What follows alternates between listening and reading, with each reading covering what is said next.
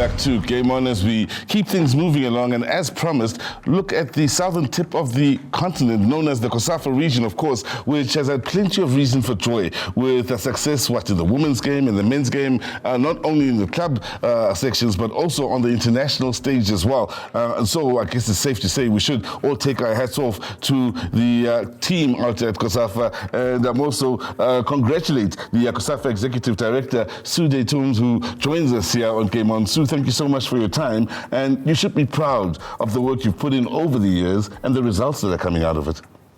Yes, indeed. I think it's been a long haul. Yeah. But certainly, if one looks firstly at the women, and although we had done the women's tournament, way back in 2006, but on more of an ad hoc basis. From 2017, it became an annual affair. And that, I think, made all of the difference to the women's teams in the COSAFA region. Certainly has. Now, I know this month begins what should be a busy calendar for you for the rest of the year, but the focus in what starts tomorrow in the 2023 Durban Beach or COSAFA Beach Soccer Tournament out in Durban, I should say. Yes, yeah. Yes, very excited to be back on Central Beach at South Beach in Durban for, I think, what should be a rip-roarer. We've got 8 teams participating, 5 being COSAFA teams, and then we've got 3 invitees, being Tanzania. And then for the first time, we have Morocco and we have Saudi Arabia. Oh. So that's something to look forward to. I know last year Senegal were there. They were terribly entertaining. Let's talk about the rest of the year. I know it's a busy calendar for you guys. You're always busy out in COSAFA. What are you looking forward to?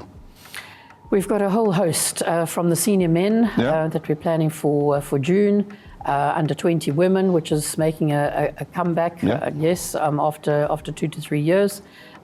We go on to the Women's Champions League, which saw Sundowns, as you know, win again last year. Then we move on to under 20 boys, which this year is an AFCON qualifier. Our senior women's again.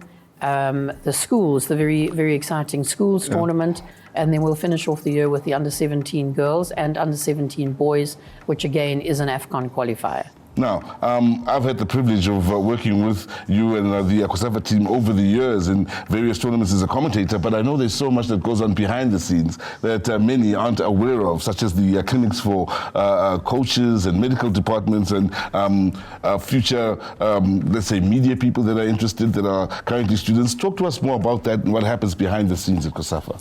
Yeah, it's, we treat all of our tournaments holistically. So it's not just about going to to wherever we are, playing the match on the pitch, and then off we go again.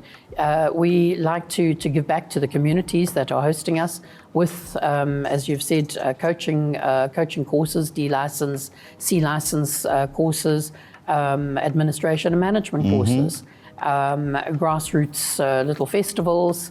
Medical workshops, and then we've started over the last 2 years with quite a vibrant internship program, where we've taken students from the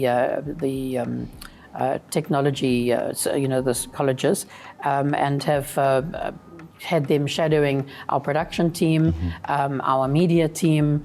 And then also taking medical students from the Ambilo campus, for instance, in Durban, and putting them to work with our medical doctor. So we've got quite a vibrant legacy program, as we call it.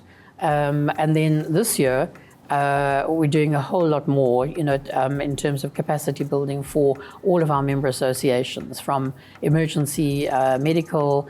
We're going to be doing a technical forum, which will talk about, it'll give the feedback of all of the technical analysis of matches, both men's and women's, boys and girls, and a whole host more. So a really busy calendar. Certainly is. Now, we have to talk about it first, which came last year at the Women's Championships here in Gauteng, VAR. It was a great honor to be a part of the team that worked with VAR for the first time for COSAFA. Let's talk about the future.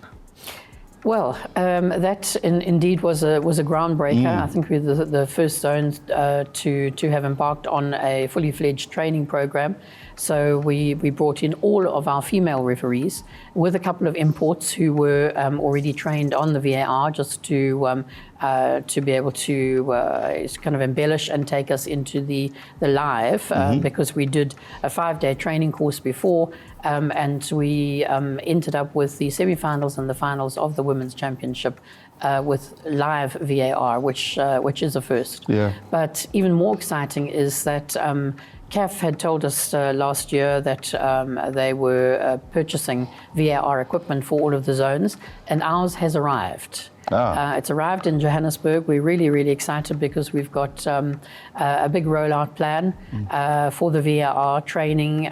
We will be doing the inaugural regional workshop in Zimbabwe in May, and then from there on, the purpose of having the VAR equipment primarily is to be training the referees across the Southern African region, so South Africa and all of our neighboring countries. So really exciting stuff. Now, please talk to us about the importance of your relationship and partnership with Hollywood Bets in helping aid you reach your goals.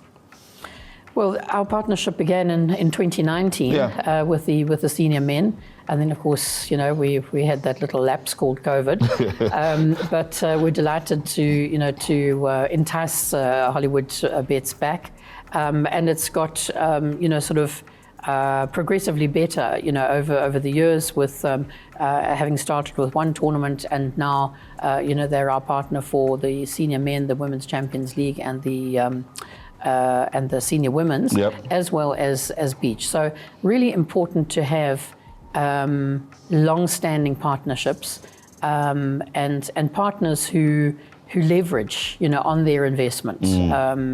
We all know that for every 10 rand you should be spending another 10 rand on leveraging, and Hollywood Bets is one of those partners. I think that goes the extra mile.